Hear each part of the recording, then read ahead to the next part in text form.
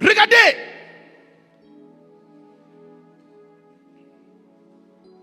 Ce que l'Écriture dit au sujet du patriarche Joseph. Joseph était allé en Égypte.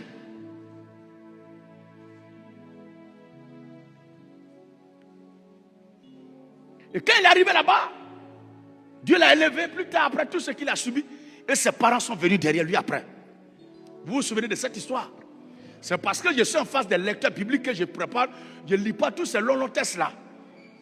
Parce que je sais que vous avez déjà lu ces choses. Honte à celui qui ne lit pas la Bible ici ce matin. Regardez quand Joseph, son père, est arrivé. Joseph avait 2 enfants.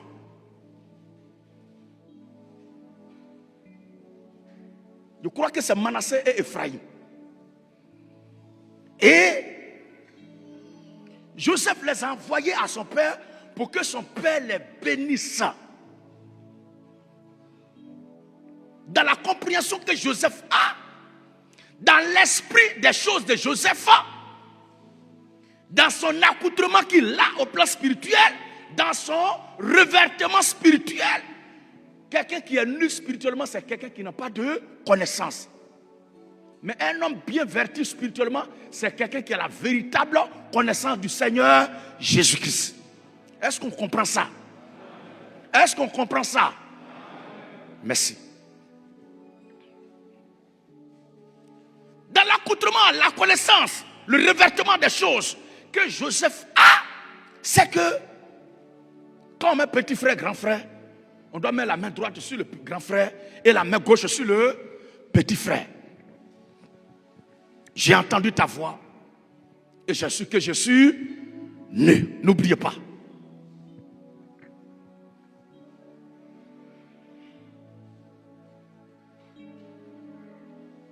Joseph a assisté avec intrigue et scandale, quelque chose. Il voit son père, Jacob, le patriarche Jacob, qui met la main gauche sur le petit frère, qui met la main gauche sur le grand frère, ou bien c'est pas comme ça? Oh, dans la compréhension des choses que Joseph a, ce qui est normal d'après la connaissance, la compréhension universelle, c'est que la main droite doit être sur le grand frère et la main gauche doit être sur le petit frère. Joseph envoie ses 2 enfants et Jacob, il prend sa main gauche, il met sur le grand frère et sa main gauche sur sa main droite sur le petit frère. Joseph est choqué parce que son père Jacob met sa main gauche sur le grand frère et la main droite sur le petit frère. Et ses 2 bras sont croisés comme ça. Parce qu'il les avait positionnés pour que son père puisse leur imposer les mains conformément à ce que lui savait. Souvent tu demandes à Dieu, tu fais une prière à Dieu, tu lui demandes quelque chose, mais tu ne le fais pas avec sagesse. Parce que tu veux que Dieu t'exauce comme toi tu le veux. Mais le Dieu, il ne peut se plier auprès de qui que ce soit. Mais nous exaucera toujours selon que lui, il a prévu de le faire. Amen, amen.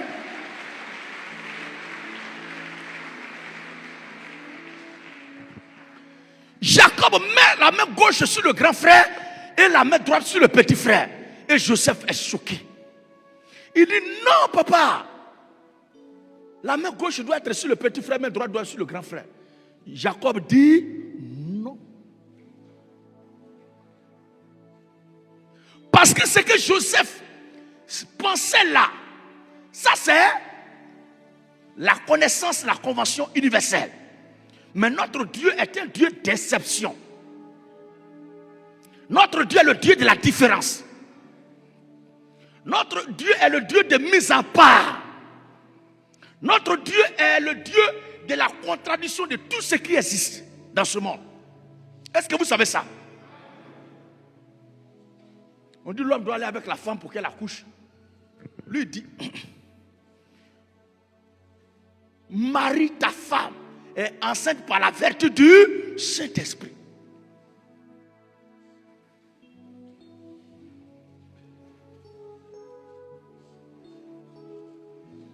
Est-ce que ce n'est pas Marie de nuit qui est là?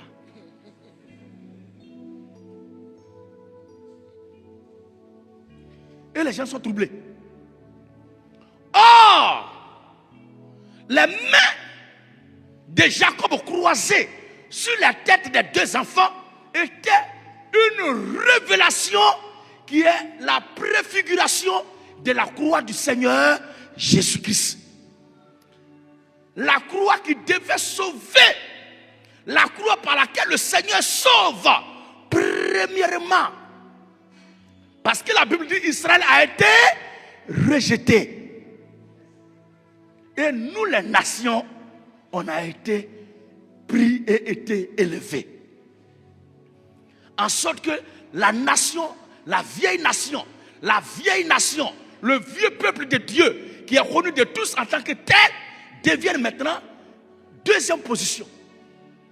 Et nous qui étions derniers, nous devenions premiers. Parce que était prévu une parole du Seigneur qui a dit: plusieurs des premiers seront derniers et plusieurs des derniers seront des premiers. C'était ça que Jacob était en train de faire sur les deux enfants de Joseph.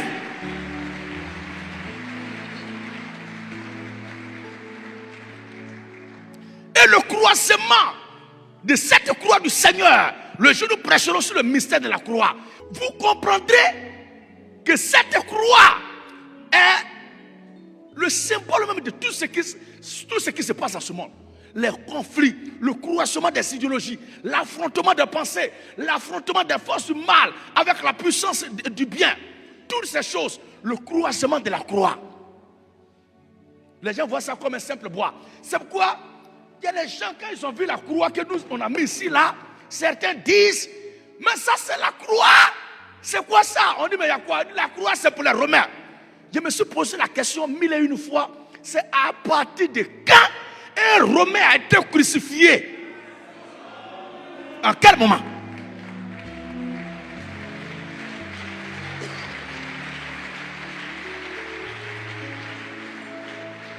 Alléluia! C'est à quel moment les catholiques sont devenus l'auteur et propriétaire de la croix? Si c'est le cas, quel est ce Romain qui fut crucifié à Golgotha? Même pour nous, c'est notre Seigneur Jésus-Christ qui a été crucifié. Et qui sont ceux qui l'ont crucifié? Ce sont les Romains.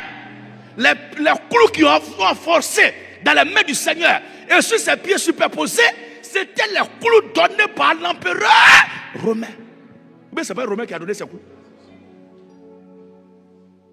Ils ont aimé le Seigneur Jésus-Christ à partir de quand? En quel moment ils ont aimé le Seigneur Jésus pour que la croix de Jésus devienne leur propriété? Pas l'esprit d'accaparement. Ce sont des imposteurs. C'est de l'usurpation.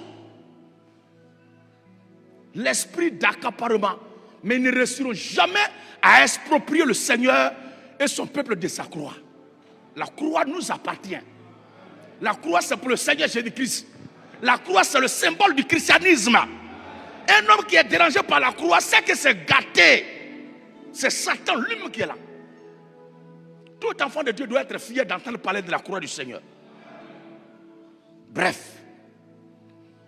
Donc Joseph, quand son père l'a fait, même s'il ne comprenait pas, j'ai entendu ta voix et j'ai su que je suis nu.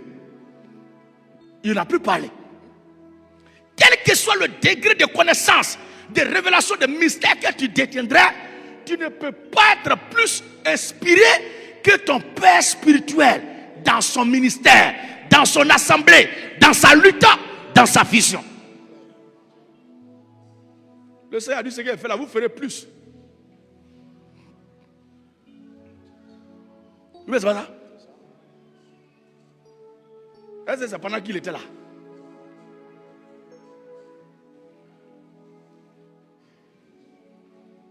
Il y a beaucoup de choses à vous dire maintenant, vous ne pouvez pas les comprendre. La révélation de Joseph était une révélation humaine, elle est limitée.